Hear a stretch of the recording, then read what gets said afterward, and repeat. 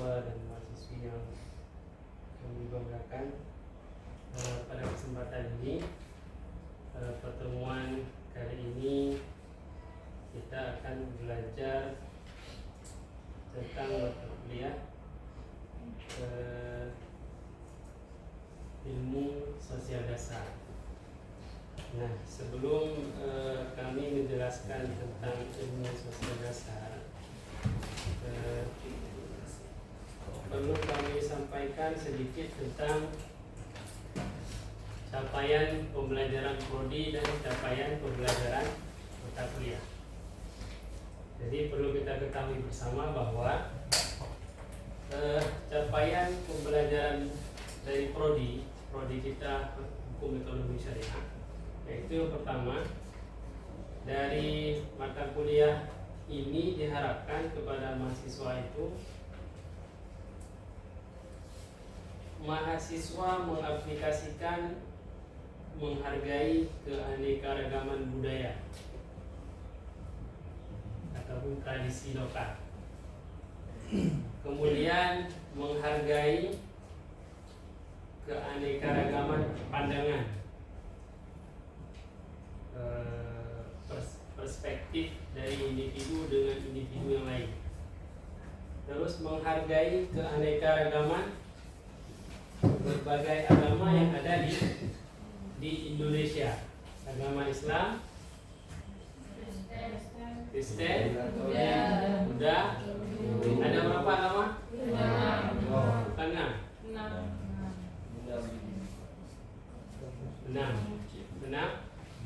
agama. Kemudian saling menghargai kepercayaan. Ini penting kami sampaikan. Kenapa? Jangan nanti kita bahasanya merasa hebat kita dalam agama Islam, terus kita bisa menjadi agama lain. Tidak bisa, tidak boleh. Islam mengajarkan juga menghargai kepercayaan orang lain supaya di Indonesia hidup rukun dan damai. Coba sampaikan ataupun munculkan satu ayat dalam Al-Quran yang Allah suruh membenci agama lain. Tidak ada kan? Ya. Oke. Kemudian menghargai perbedaan pendapat, selama perbedaan pendapat itu tidak memunculkan permusuhan. Kemudian selain capaian pembelajaran prodi, kita juga ada capaian pembelajaran mata kuliah. Yang pertama, mahasiswa mampu memahami konsep ilmu sosial dasar. Kita hidup sebagai masyarakat individu berkelompok. Kita itu hidup tidak hanya di satu tempat. Kita pada suatu saat nanti kita akan berimigrasi ke tempat lain. Anda tinggal di sini terus atau pindah? Iya. Yang perempuan tinggal di kampung terus atau pindah? Pindah. Ada yang tinggal, ada yang pindah.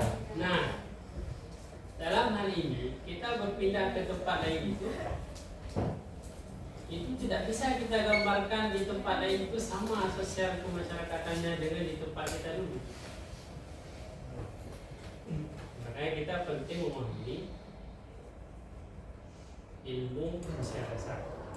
Kalau nanti kita integrasikan ke dalam ilmu keagamaan, bisa ada ayat Al-Quran dan juga ada hadis.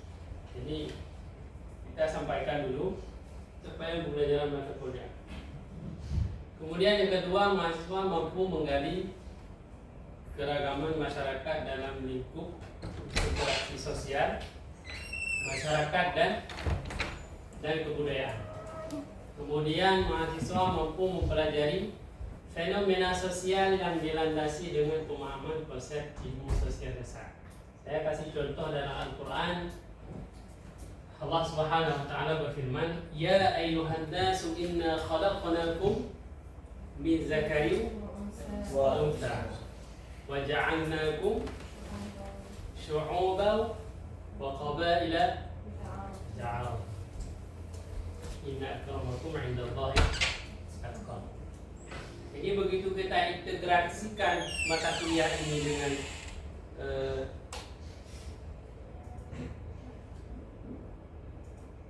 keagamaan, maka di situ adalah fondasi yang pertama. Ilmu sosial dasar itu, kalau dalam Al-Quran Allah menciptakan manusia, laki-laki dan perempuan, bersuku-suku, berbangsa-bangsa, untuk mengenal satu sama lain. Jadi kita tidak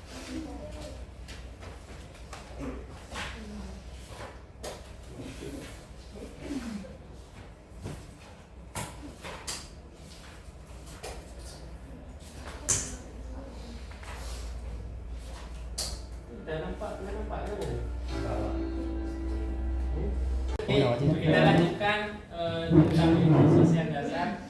Mari kita lihat satu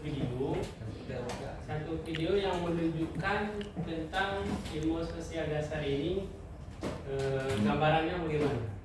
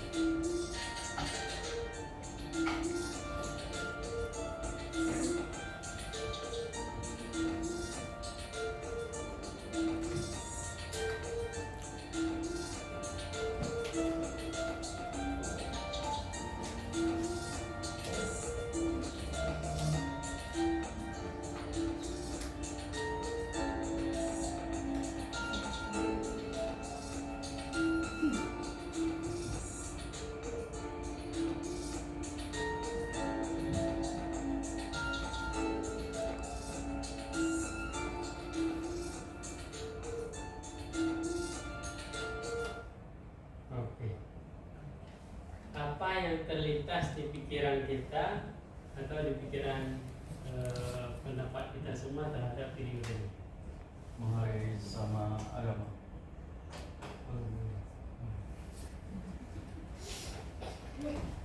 Tas terus dulu kan?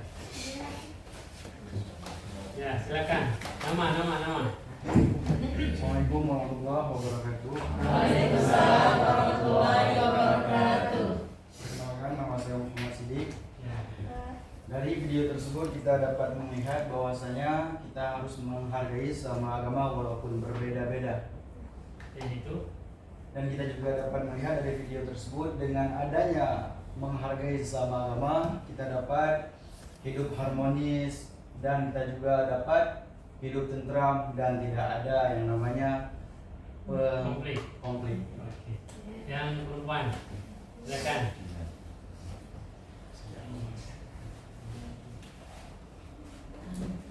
Selain menghargai agama, coba. Selain menghargai agama,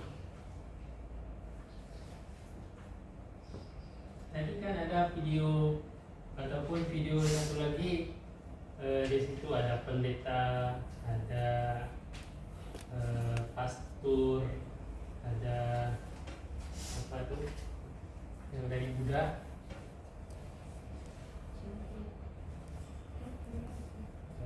Biksu. Biksu. Jadi salah satunya sudah benar yang disampaikan oleh Pak Muka. Nah, dari itu saya ingin jelaskan lebih detail itu tentang ilmu sosial dasar.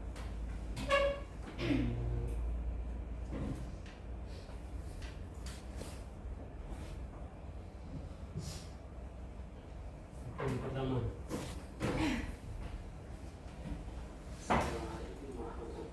jadi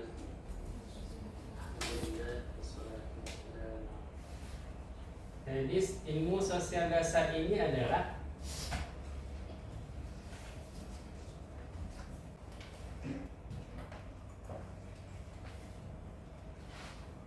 studi tentang interaksi dan dinamika antar agama dalam masyarakat. Ini contoh saya sampaikan. Ya. Kalau di kampung mungkin tidak ada. Ini di Aceh misalnya. Di Aceh itu agama-agama lain itu biasanya hidup di kota-kota besar di Banda Aceh. Kalau di sini tidak ada. Di Sibrek, di Dapuri, di Samahani, di mana ini? Itu tidak ada. Tapi karena kita negara Indonesia yang tadi Bapak sampaikan tentang kita hidup berpindah-pindah imigrasi dari satu tempat ke tempat yang lain, maka yang harus kita pahami adalah tentang ilmu sosial dasar ini di dalam aplikasi ada yang merealisasikan tentang kemasyarakatan. Di situ terdapat kemajemukan, ada beberapa agama di negara Indonesia, di tempat ini pindah ke tempat lain, itu pasti kita akan menjumpai yang namanya dinamika antar agama. Terus ada ini mencakup pemahaman tentang berbagai agama, kepercayaan dan budaya. Ini contoh misalnya budaya di daerah Bali, budaya di daerah Jawa, beda budaya mereka dengan budaya kita di Aceh. Terus kita pergi ke sana ke Jawa, kita melihat itu nggak boleh, itu batil, dosa, masuk neraka itu, nggak boleh. Tidak, Bob? Tidak boleh. Jadi kita akan masuk bab itu di slide selanjutnya. Tujuannya apa? Untuk mempromosikan toleransi, dialog, dan pemahaman antar kelompok agama. Terus ini konsep pertama, pluralitas agama. Apa pluralitas? Pluralitas itu adalah yang tadi saya sampaikan, kemajemukan. Ada beberapa agama di Indonesia. Jadi tidak hanya agama Islam. Agama Islam itu 80-90%, selain itu ada 5 lagi. Jadi itu hidup dalam satu wilayah, menuju kepada keberadaan berbagai agama dalam satu masyarakat. Ini adalah salah satu aspek penting dalam ilmu sosial dasar karena menciptakan peluang dan tantangan dalam berinteraksi. Tidak ada di sebuah daerah kalau tidak ada toleransi beragama, budaya, dan tradisi akan hidup kalau tidak digunakan ini, maka bisa dipastikan di tempat itu akan terjadinya konflik. Kalau misalnya di dalam daerah tersebut dengan pemahaman agama lain tentang misalnya berpakaian, kita kalau dalam ilmu sosial dasar ini ada solusinya. Apa dia? Dialog antar agama. Di situ ada agama Islam, ada agama Kristen, ada agama Buddha, Hindu dan sebagainya. Bagaimana praktek sosial masyarakat dalam daerah tersebut berjalan dengan kerukunan, maka dibuat dalam agama. Pertama, masalah komunikasi. Bagaimana komunikasi antara Islam dengan selain Islam? Bagaimana pakaian Muslim di luar Muslim? Maka akan ada sebuah kesepakatan antar dialog agama ini, sehingga yang lain juga menghargai agama orang lain. Misalnya di Aceh ini, yang sudah real kita lihat, orang Cina dia diberikan kebebasan untuk berpakaian, tidak menutup jilbab, sopan, kan tidak dilarang. Bagi Muslim sendiri tidak boleh harus berpakaian sesuai dengan Muslim. Yang lain tidak boleh. Cina, India silakan berpakaian asal sopan berarti.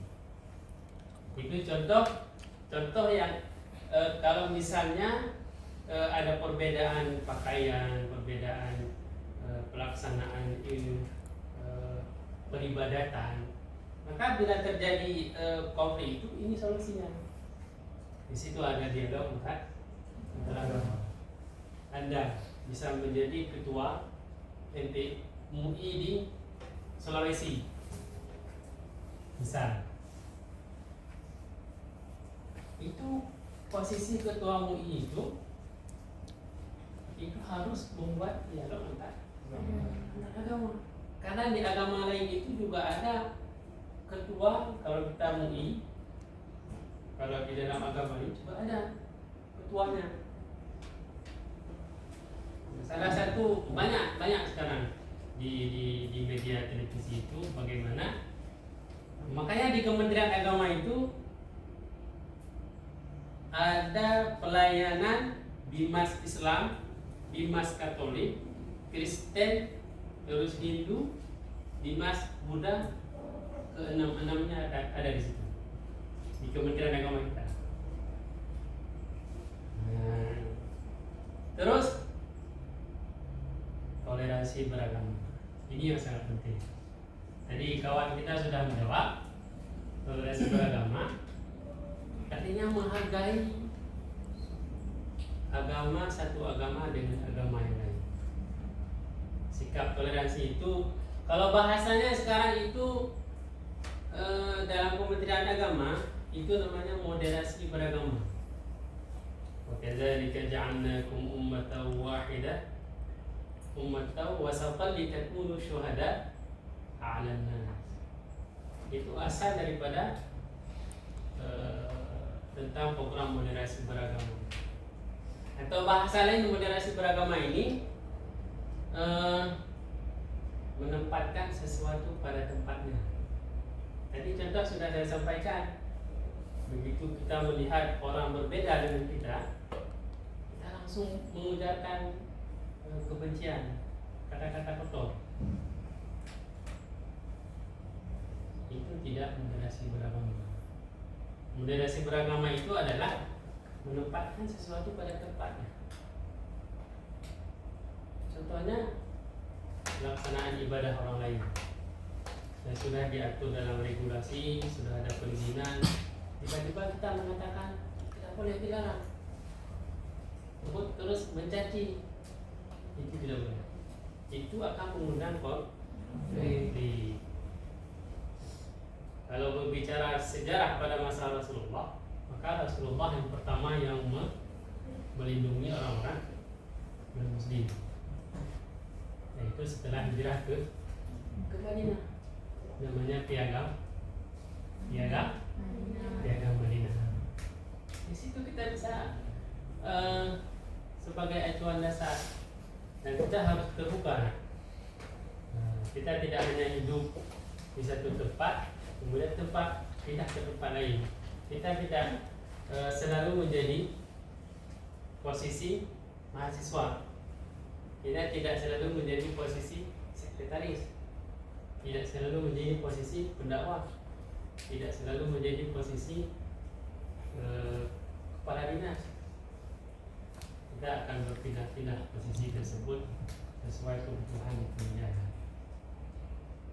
Kemudian kita lanjutkan, mengapa ilmu sosial dasar penting? Yang pertama, membantu masyarakat memahami perbedaan agama dan hormati. Kemudian yang kedua, mencegah konflik dan kekerasan antar agama, mendorong kerukunan dan perdamaian dalam masyarakat beragama. Ini ada kalimat jihad, jihad fisabilillah. Tak bisa kita jihad di Indonesia,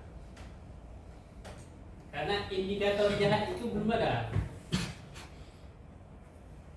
tidak memenuhi sama sekali.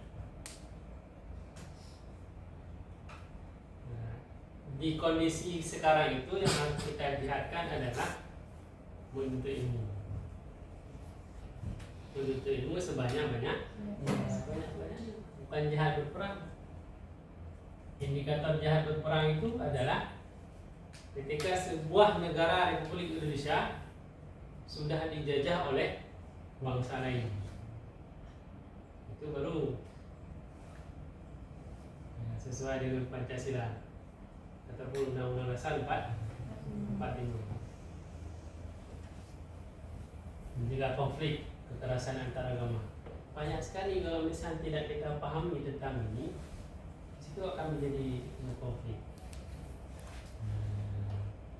Nanti berbeda lagi pembahasannya.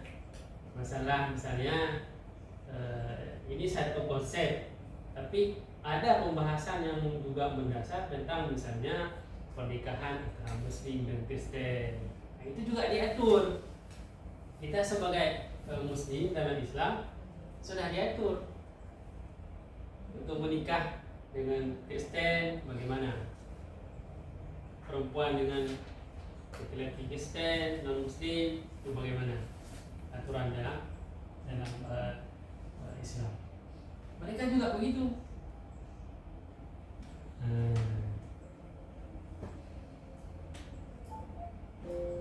Sampai di sini dulu.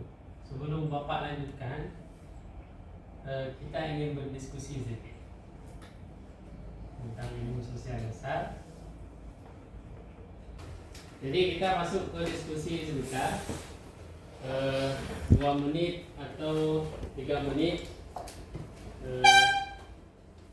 Ada yang memberikan pertanyaan dan juga ada yang menanggapi dari pertanyaan tersebut. Kalau misalnya tidak bisa menanggapi, itu insyaallah Bapak yang menanggapi. Silakan dari perempuan.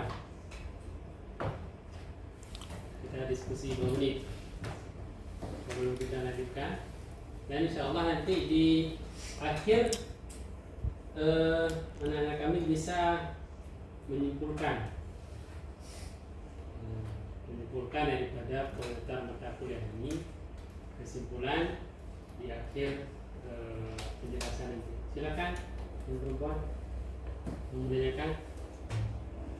Ya, silakan. Namanya? Bangun. Assalamualaikum warahmatullahi wabarakatuh. Assalamualaikum warahmatullahi wabarakatuh. Kenalkan, nama saya Cuk Mulia Ahmadiyah. Saya ingin bertanya. Jadi agama yang ada di Indonesia yang tercatat sekarang ini kan hanya 6. Jadi apabila ada agama lain yang tidak jelas seluk-beluknya dari mana dan sangat menyalahi dengan agama yang kita anut, apakah masih diperlukan toleransi? Sekian. Silakan, ada yang lain pertanyaannya? Ya. Gak apa, kita terus. Pertanyaan yang kita ajukan itu tidak membuat kita jadi buta. Pertanyaan yang kita kita keluarkan itu tidak membuat kita menjadi sakit. Ya, silakan. Sebelum kita diskusi pertanyaan tadi. Ataupun nggak usah ambil jauh-jauh, di Aceh boleh juga. Silakan. Bangun. Nggak apa, tanya ini terus. Assalamualaikum warahmatullahi wabarakatuh. Waalaikumsalam warahmatullahi wabarakatuh. Nama saya Abdul Duri. Jadi ingin bertanya, apa itu sosial? Ya, pasti itu aja.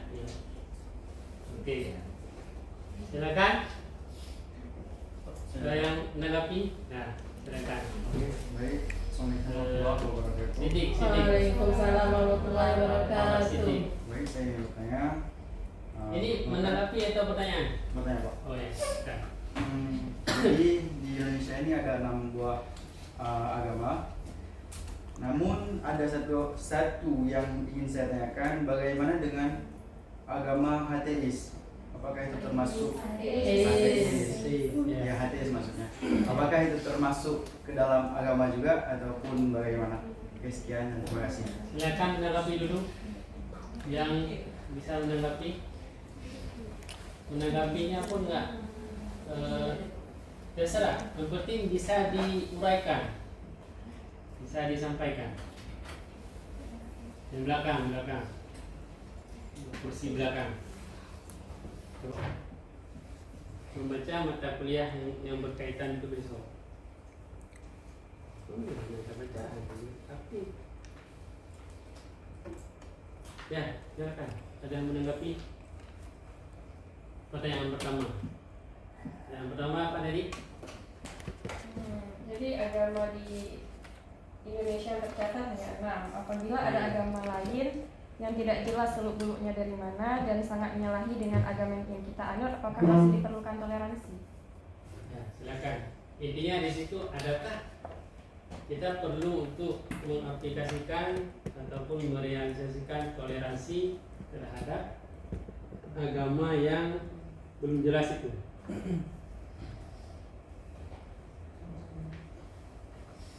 Oke, yang pertama adalah semua agama di Indonesia itu harus mengikuti regulasi yang sudah dibuat oleh pemerintah. Tentang munculnya agama baru itu juga ada regulasi. Tidak boleh serta-merta lahir. Besok kalau seperti itu, puluhan agama ada di Indonesia. Nah, itu harus juga ada sejarah lahirnya agama tersebut. Tidak bisa serta-merta untuk melahirkan sebuah agama di negara Indonesia. Terkait masalah toleransi itu juga berlaku. Kenapa berlaku? Karena kita punya aturan. Tidak boleh semena-mena dengan melihat itu agama baru kita serang. Negara kita negara hukum. Biarlah pihak yang berwenang dalam masalah ini adalah yaitu yang menyelesaikan masalah tersebut. Ada MUI, ada Kementerian Dalam Negeri, ada kepolisian, ada apa lagi? Kementerian tentang budaya. Itu mereka yang akan membuat sebuah kebijakan itu boleh atau tidak. Masyarakat tugasnya hanya melaporkan, bukan diskriminasi ataupun kriminalisasi. Kalau kita munculkan kriminalisasi, itu akan terjadi konflik. Jadi orang akan terprovokasi. Orang tanpa sebab ambil kayu, ambil sebagainya, serang. Tiba-tiba akan meninggal. Itu ya, bisa dipahami. Yang kedua, sosial. Dalam Al-Quran itu disebutkan ada ayat hablum minallah hablum. Nah, terus ayat Al-Quran. Jadi kita sebagai individu dengan individu yang lain, kalau sudah berinteraksi dengan beretika dan beradab, maka itu sudah bisa disebutkan ya sosial. Belum lagi kelompok ini dengan kelompok yang lain. Yang penting intinya adalah toleransi beragama, atau bahasa yang lebih Kementerian Agama ini moderasi beragama. Nah, moderasi beragama itu bisa masuk ke setiap segi, bermasyarakat, berkeluarga, terus di kampus, di sekolah, sebagainya. Nah, kita lanjutkan tantangan dan solusi. Tantangannya ketidakpahaman tentang agama lain. Dalam tanda kutip, paham tentang agama lain adalah di Indonesia itu ada beberapa ya, bahwa mereka menganut ini, menganut itu. Jadi tidak perlu kita naikkan isu-isu yang menjadi mengandung konflik antara satu agama lain. Prasangka yang tidak baik, ketegangan antara agama. Terus solusinya pendidikan tentang agama dan budaya lain. Tadi sudah saya jelaskan, penting mendorong dialog antara agama. Tadi sudah ada videonya, ya kan? Video antara agama. Tolong penting. Ada kebijakan dari pemerintah yang tentang menunjukkan di tempat tersebut agar menciptakan kerukunan antar masyarakat dengan masyarakat. Sekarang kita tidak mengindahkan, misalnya ada regulasi tentang bijak bermedia sosial. Itu juga akan membuat konflik antar kelompok dengan kelompok yang lain. Masyarakat ini dengan masyarakat yang lain. Ada informasi tentang ini, kita ambil terus kopas, kita share ke grup ini. Kita share ke grup itu, langsung kita share di Facebook juga. Padahal informasi tersebut yang dapat memunculkan konflik, tapi kita tidak bijak dalam bermedia sosial, terjadilah konflik. Padahal satu kalimat misalnya, kampung di sebelah itu kampung pelacur. Satu kalimat kan? Bukan satu kata, satu kalimat. Tersebar tuh. Kita santai aja. Rupanya orang sudah melakukan perang fisik antara kampung ini dengan kampung ini. Lalu pada jawabannya kita sudah pergi kemana-mana. Tahu di kampung itu sudah meninggal, ini sudah meninggal. Itu kan ujaran apa? Men-share tentang fitnah, kebohongan. Itu hanya satu kalimat, belum lagi informasi dari media-media sosial yang ilegal. Kita ambil, kita post, kita share. Itu harus berbijak. Kayak ada kebijakan pemerintah sekarang, berbijak dalam bermedia sosial. Kalau mau lebih lengkap, download Fatwa MUI nomor 24 tahun 2017. Itu lengkap semua, ada 17 halaman. Mulai dari sumber Al-Quran, hadis, kaidah usuliyah, kaidah fiqhiyah, ada regulasi undang-undang, ada fatwa, itu semua lengkap. Silakan download, tulis Fatwa MUI nomor 24 tahun 2017.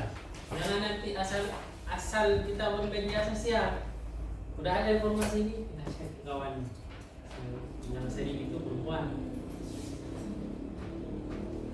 Apalagi tahun-tahun politik.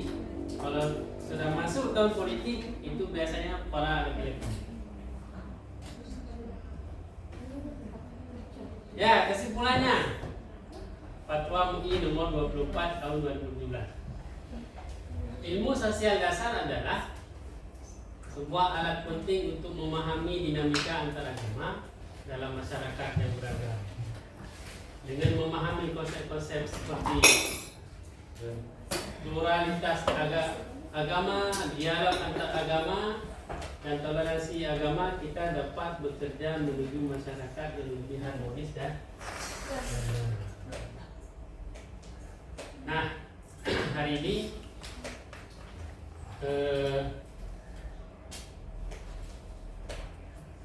pertama masuk kan?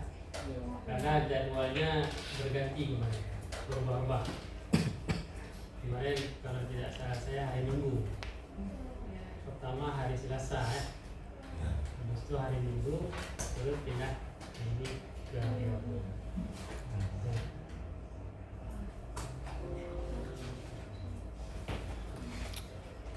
Jadi hari ini saya cukupkan pengantar mata kuliah tentang ilmu sosial dasar. Saya harapkan dari kita di mahasiswa atau mahasiswi bisa menyimpulkan dengan yang tadi, bisa menyimpulkan satu atau dua orang tentang pembelajaran hari ini. Kami persilakan siapa? Sebelum saya akhiri ataupun kita cukupkan mata kuliah ini, silakan. Jadi saya sendiri juga. Assalamualaikum warahmatullahi wabarakatuh. Waalaikumsalam warahmatullahi wabarakatuh. Baik, saya akan menyimpulkan presentasi Bapak pada hari ini. Kesimpulannya adalah ilmu sosial dasar adalah alat penting untuk memahami dinamika antara agama dalam masyarakat yang beragama. Masyarakat yang beragam. Dengan memahami konsep-konsep seperti pluralitas agama, dialog antar agama, dan toleransi agama, tidak dapat bekerja menuju masyarakat yang lebih harmonis dan damai. Ya, yang perempuan ada satu orang.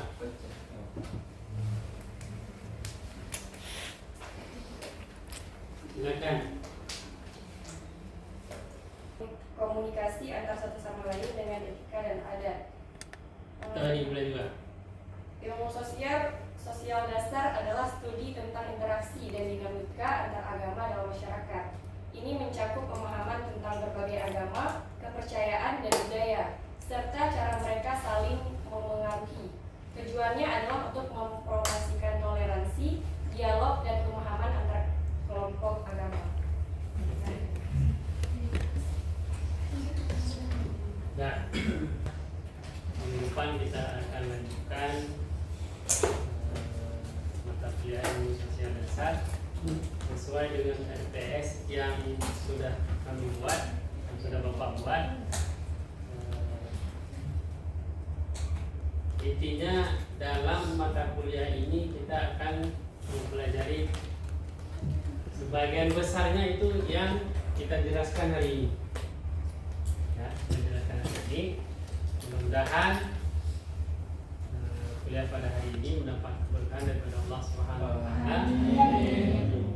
Dan juga para mahasiswa dan mahasiswi selalu mempersiapkan diri, ya, mempersiapkan diri sebelum kuliah besok.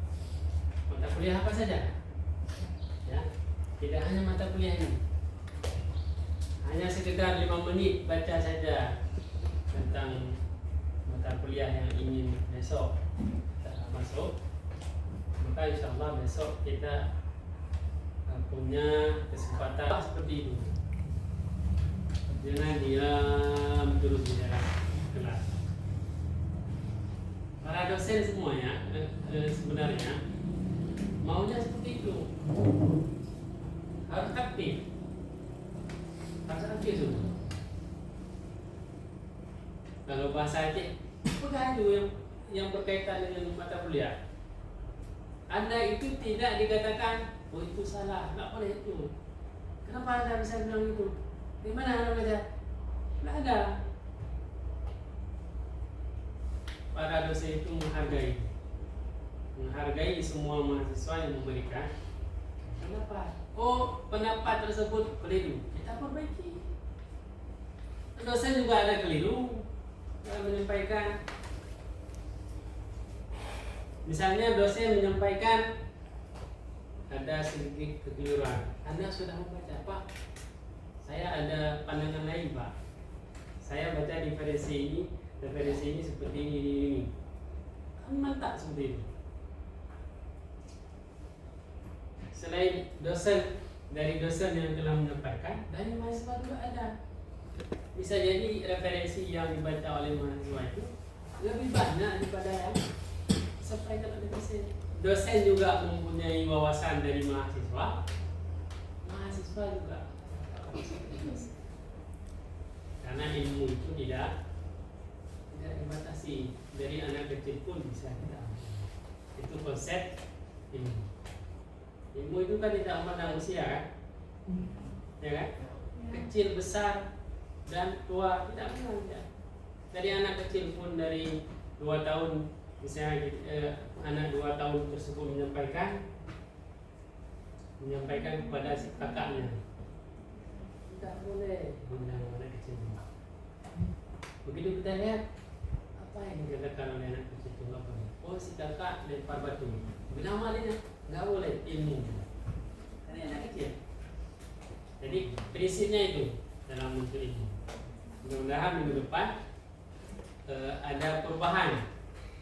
Hari ini saya alhamdulillah ada sedikit merasa senang, walaupun partisipasi kita baru berapa persen.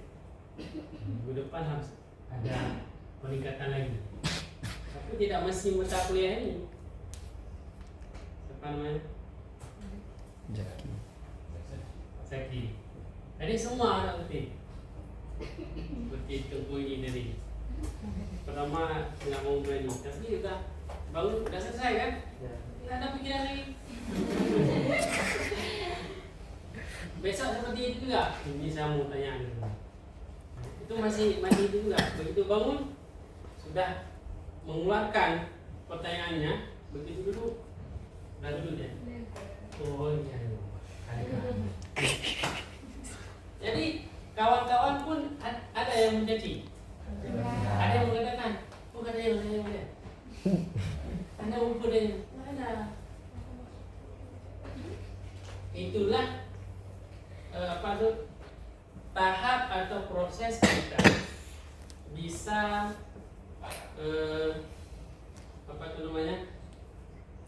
mengeluarkan latihan di kemudian hari kita bisa berkomunikasi. Setelah minggu depan kita lanjutkan. Hari ini saya cukupkan, semoga bermanfaat tentang pelajaran ini, semoga memberikan keberkahan dan berkah. Subhanallah wa bihamdika, asyhadu an la ilaha illa anta, astaghfiruka wa atubu ilaik. Assalamualaikum warahmatullahi wabarakatuh.